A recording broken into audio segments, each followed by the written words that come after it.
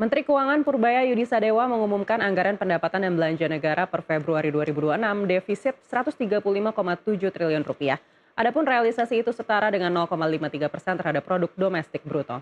Defisit APBN itu berarti pendapatan negara lebih kecil dibandingkan jumlah pengeluaran atau belanja negara. Dalam konferensi pers APBN kita hari ini, Purbaya menjelaskan defisit APBN merupakan gambaran dari sisi pendapatan negara sampai 28 Februari 2026 yang mencapai 358 triliun rupiah. Selain itu, Purbaya menyebut belanja negara terrealisasi sebesar 493,8 triliun rupiah. Pendapatan ini tumbuh 12,8% secara tahunan.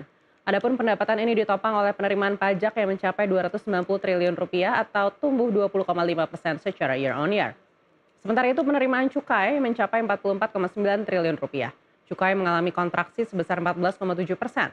Menurut Purbaya, ini dipengaruhi oleh harga komoditas. Namun, data terakhir Purbaya menuturkan cukai sudah tumbuh positif sebesar 7% secara year on year.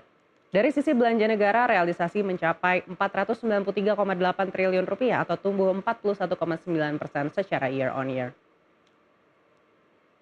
Depan masih mengharapkan target dari penerimaan dari bea cukai tercapai, bahkan mungkin bisa melebihi. Dari sisi belanja negara, realisasi mencapai 493,8 triliun rupiah atau sekitar 12,8% dari pagu APBN dengan pertumbuhan yang cukup tinggi yaitu 41,9% secara year on year.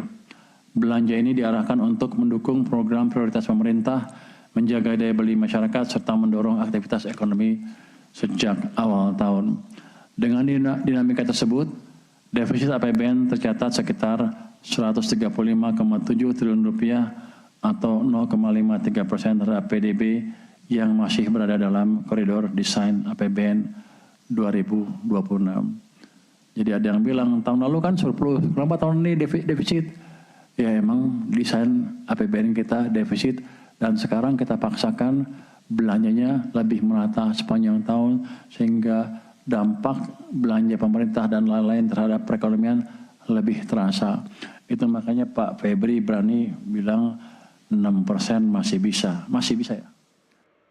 Komisi 11 DPR RI telah menjalankan uji kelayakan dan kepatutan atau fit and proper test terhadap 10 calon anggota Dewan Komisioner Otoritas Jasa Keuangan pada Rabu 11 Maret 2026. Proses ini menjadi bagian dari tahapan seleksi pimpinan lembaga pengawas sektor jasa keuangan untuk periode mendatang. Berdasarkan jadwal DPR, uji kelayakan digelar secara bergantian mulai pukul 10 hingga 16 waktu Indonesia Barat di Gedung Nusantara 1 Kompleks Parlemen Jakarta.